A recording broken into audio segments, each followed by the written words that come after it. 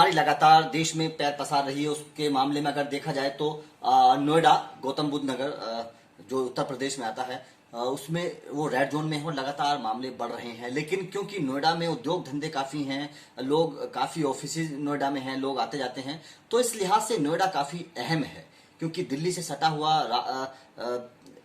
शहर है नोएडा, गौतम बुद्ध नगर अगर देखें जिला है, तो उसके बाद में ये लगातार कई सवाल उठते हैं कि अब क्योंकि लॉकडाउन 4 आ चुका है, प्रधानमंत्री मोदी ने लॉकडाउन 4 17 से 1 मई तक कर दिया है।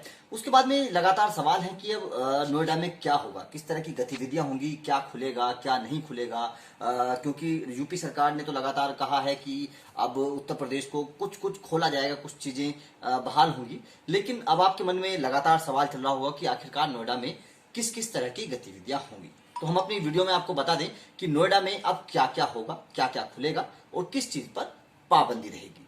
तो सबसे पहला है कि यात्री वाहन और बसों का अंतर्राज्यीय आवागमन नहीं होगा। मतलब अंतर्राज्यीय बस मतलब नोएडा से किसी और राज्य में या फिर यूपी से यूपी में कोई बस नहीं चलेगी। यानी दिल्ली और नोएडा के बीच सवारी बसों में नहीं चलेंगी, सवारी बस नहीं चलेगी। ये सबसे बड़ा बात है, जो आदमी ये सोच रहा होगा कि अब बसें चलेंगी, वो उस बसों से कहीं जा सकता है, तो नोएडा में बसें नहीं चलेंगी। इसके लिए राज्य सरकार अलग से निर्देश जारी करेगी और निर्देश कब जारी होगा वो हम आपको लगातार अपडेट देते रहेंगे।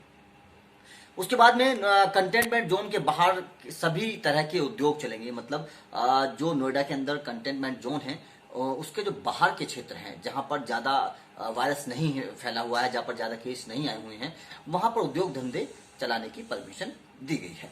शहरी इलाके में कोई भी वीकली मार्केट नहीं लगेगी। मतलब जो नोएडा का शहरी इलाका है वहां पर जैसे संडे मंडे ये बाजार लगते हैं, सोमवार बाजार, इतवार बाजार, इस तरह के जो बाजार लगते हैं वो बाजार नहीं लगेंगे।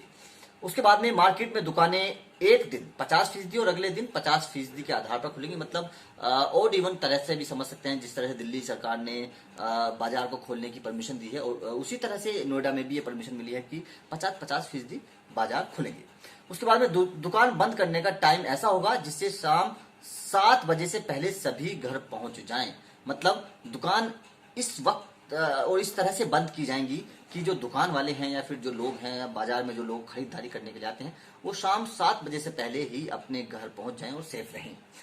मिठाई की दुकानें खुलेंगी। दिल्ली सरकार ने भी मिठाई और सभी तरह की दुकानें खोलने की परमिशन दे दी है। नोएडा में भी दुकान मिठाई की खुलेगी। बारात घर खुलेंगे। बारात घर के लिए बाकायदा योगी सरकार ने एक एडवाइजरी जारी करके और बयान भी योगी आदित्यनाथ का आया था कि बारात घर खुलेंगे, लेकिन सीमित लोगों के साथ। शादी समारोह के लिए परमिशन लेनी होगी पहले सरकार से। उसके बाद 20 से ज्यादा लोग शादी में शामिल नहीं हो पाएंगे। जिस बारात घर में लोग जा रहे हैं, बाराती जाएंगे, तो 20 लोगों से ज्यादा वहां पर लोग नहीं जा पाएंगे। रेहड़ी पटरी वाले दुकान लगाएंगे, क्योंकि मजदूरों को लेकर लगातार खबरें चल रही हैं कि मजदूर परेशान है, मजदूरों के पास कुछ काम धंधा है नहीं।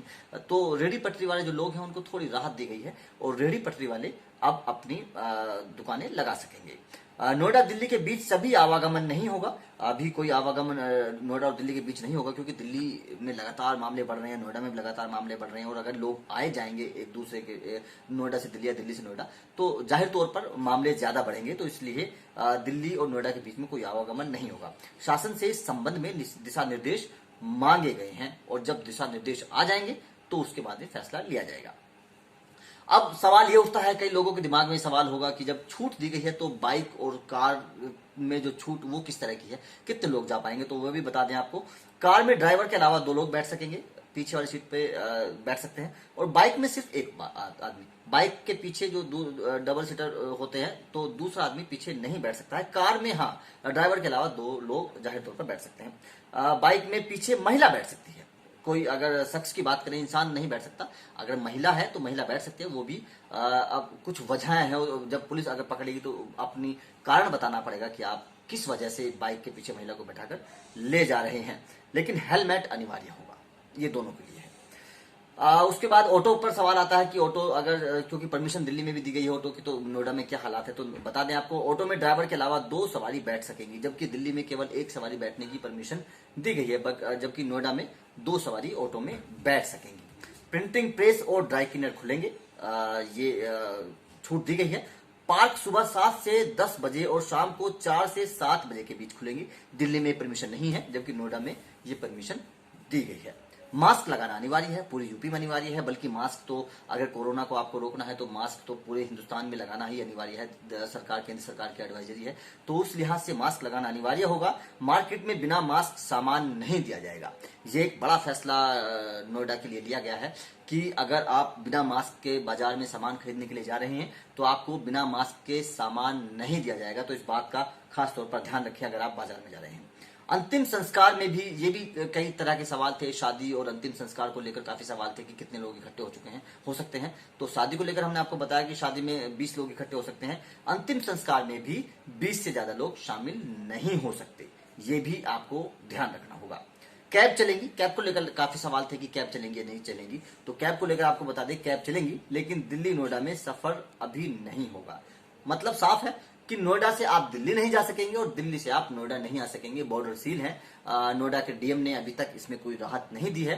तो कैब चलेंगी, लेकिन नोएडा के अंदर चलेंगी। आपको अगर एक सेक्टर से दूसरे सेक्टर में जाना है तो आप जा सकते हैं, लेकिन अगर आप नोएडा से दिल्ली जाना चाहते हैं तो आप नहीं जा सकते हैं। तो ये नोएडा को लेकर एक बड़ी खबर थी कि क्या होगा क्या नहीं होगा। हमने आपको पूरी जानकारी दी है। आप भी इस बात का ध्यान रखें, और अगर आप भी नोएडा में जाना चाहते हैं तो सबसे पहले इन बातों का ध्यान जरूर रखें। बाकी देश और दुनिया की तमाम खबरों के लिए आप हमारे चैनल को सब्सक्राइब करिए, वीडियो को लाइक करिए, शेयर करिए। नमस्कार।